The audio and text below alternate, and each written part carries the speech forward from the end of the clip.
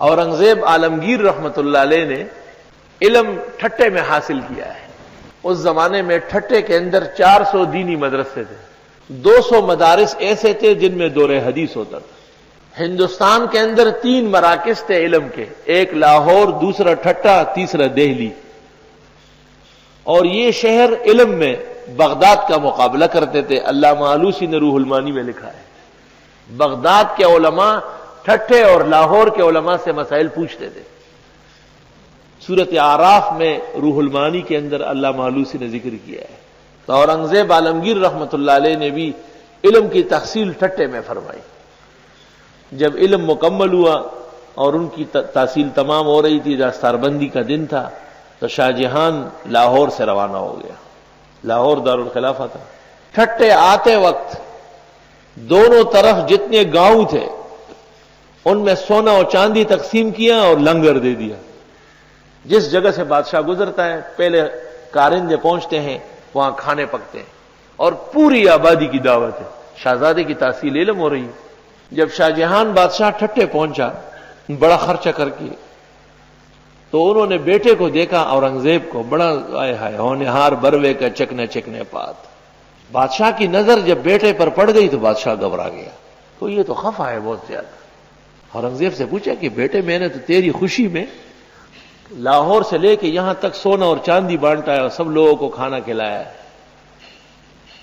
اورنگزیب نے کہا یہ کوئی نئی بات نہیں ہے، نہ کوئی بڑی بات، بادشاہ ایسا کرتے ہیں۔ کہا کہ میں کیا کروں؟ اورنگزیب نے کہا میرے استاد سے پوچھو کہ دین کا کون سا کام آپ کے ذمہ وہ لگانا چاہتے ہیں، وہ کر لو۔ تم نے راستے میں لوگوں کو سونے چاندی بانٹے ہیں اور کھانا کھلایا، اس کا ہمارے استاد اور شیخ کو کیا فیض ہوا ہے؟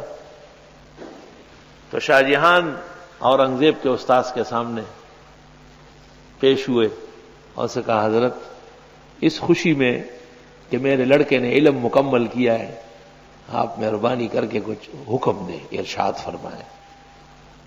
علماء نے کیا لینا ہے، ہم تو جیسے آئے تھے رومال کندھے پہ تھا اسی طرح ہی جائیں گے، اور رومال کندھے پہ نہیں ہوگا، چند گز کا کفن کا ٹکڑا ہوگا۔ ہماری تو یہی خوشی اور عزت ہے کہ علم کا ایک دریا جاری ہو گیا، اور اگر اللہ تعالیٰ قبول فرمائے تو انشاءاللہ آخرت بہتر ہوگی۔ دنیا کی بہتری کے لیے اتنا کافی ہے کہ اللہ نے صبح و شام ہمیں قرآن کے لیے بٹھایا ہے، اور اپنی مخلوق کے دل میں ڈالا ہے کہ جاؤ وہاں ایک ملنگ بیٹھا ہے اور اس سے قرآن شریف سیکھو۔ ہمارے لیے اس سے بڑھ کر سونا چاندی اور لال و جواہر اور نہیں ہو سکتے۔ گوہر معرفت اندوز کے باخود ببری کہ نشانی دیگرانست نصیبی ضروسیب۔ کہتے ہیں علم کا نصاب حاصل کرو، یہ بہت بڑی چیز ہے۔ سونے اور چاندی کے حاصل کرنے والے دنیا میں بہت، اور یہ قدیم زمانے کا دستور ہے۔ اورنگزیب کے استاذ نے شاہ جہان بادشاہ سے کہا کہ حضرت اس ٹھٹھے میں کوئی اچھی مسجد نہیں ہے بڑی۔ بادشاہ نے کہا سر آنکھوں پر۔ بادشاہ نے اسی وقت معماروں کو طلب کیا اور کہا کہ میرے ہوتے ہوئے شروع کر لو، شاہ جہانی مسجد ٹھٹھا۔ حضرت شاہ جہان رحمت اللہ علیہ کے حکم اور خرچے پر، اس میں ایک جگہ لکھا ہوا ہے کہ 60,000 روپے خرچ ہوئے، جو اس زمانے کے 60 کروڑ سے بڑھ کر ہے۔ 60,000 روپے اس میں خرچ ہوئے اس زمانے میں، جس کے دیکھنے کے لیے دنیا جاتی ہے اور آنکھیں ٹھنڈی کرتی ہے۔ تو خرچ کرنے کا موقع محل سیکھو، خرچ کرنے کے مواطن کا پتہ کرو۔ خرچہ خرچہ ہے، لیکن جب موقع پر ہو تو اس کے لال و جواہر اور اس کی نیکی پھر ختم نہیں ہوتی۔ اورنگزیب عالمگیر کی بیٹی نے زیب التفاسیر کے نام سے تفسیر لکھی تھی، زیب النساء نے۔ ایسا زمانہ تھا کہ بادشاہوں کی بیٹیاں قرآن کی تفسیر لکھتی تھی۔ بہت بڑی عالم و فاضلہ تھی، اس نے اپنے تذکرے میں لکھا ہے کہ میں نے 40,000 کتب حنفیہ دیکھی ہے، اور کہا کرتی تھی کہ میرے والد کی بادشاہت سے مجھے صرف یہ فائدہ ہوا ہے کہ مجھے ایک کتاب ہر ملک کی والد صاحب نے منگوائی ہے۔ اورنگزیب خود بھی بہت اچھا عالم تھا۔ زیب النساء کے لیے جو کتب خانہ بنا تھا 36 کنال زمین پر بنا تھا۔ یہ ہماری مدرسے کے ساتھ ہی میدان ہونے سے 2 اور ہو جائے، اتنا بڑا مکتبہ تھا۔ تفسیر زاہدی 519 ہجری میں دروازجک بخارا میں شروع کی تھی شیخ احمد ابو النصر احمد زاہدی نے 519 ہجری میں، اور 540 میں 21 سال میں مکمل ہو گئے۔ اور احسن العلوم کو دنیا میں پہلا شرف حاصل ہے کہ تفسیر زاہدی یہاں سے چھپ گئی، اسی طرح جیسے ہمیں ملی تھی ماں ممحوات و مخدوشات کے۔ ایسا بازوق عالم ملک میں نہیں تھا جن کی نظر محیط مخطوطات پر ہو۔ میں فکر مند تھا کہ یار کسی سے کوئی تبرک کا کلمہ تو لکھوانا چاہیے، اتنی بڑی خدمت اللہ نے لی۔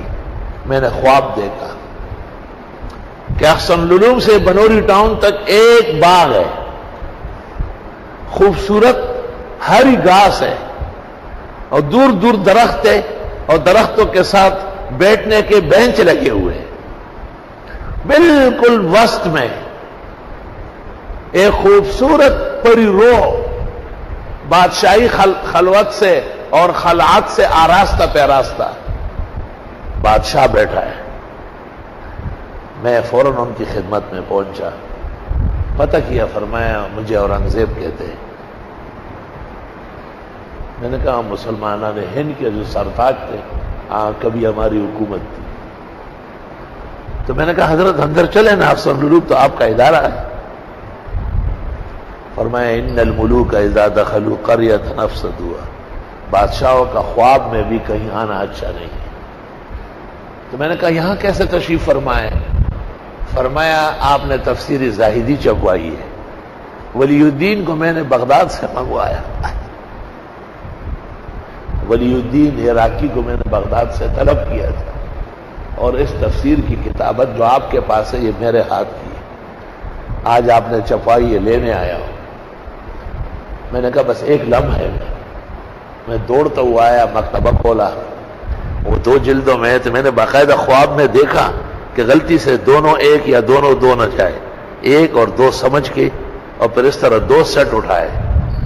جب حضرت کی خدمت میں گیا تو حضرت اٹھے ایسے، وہی اٹھے جیسے سبع سماوات اٹھ گئے، کس شان و شوکت سے، کیسے جسم اور ہاتھ ہے، کیسے نور و برکات ہے، اور بہت شوق سے وہ تفسیر لے لی، اس طرح لے کر کے سینے سے ملایا، خواب ختم۔ مجھے کسی سے کوئی کلمہ لکھوانے کی ضرورت پیش نہیں آئی، اور برما اور رنگون سے لے کر کاشغر و غزنی تک جن کی حکومت اسلام کا جھنڈا لہراتا تھا، وہ بادشاہ فقیر بادشاہ، اورنگزیبم یو فقیر ہو چھٹو پئی و پسر رحمان بابا۔ السلام علیکم جی دوستو، آپ نے دیکھا اور سنا شیخ مفتی ظفر علی خان رحمۃ اللہ علیہ کو کہ شیخ مفتی ظفر علی خان رحمۃ اللہ علیہ کیا بیان فرما رہے تھے۔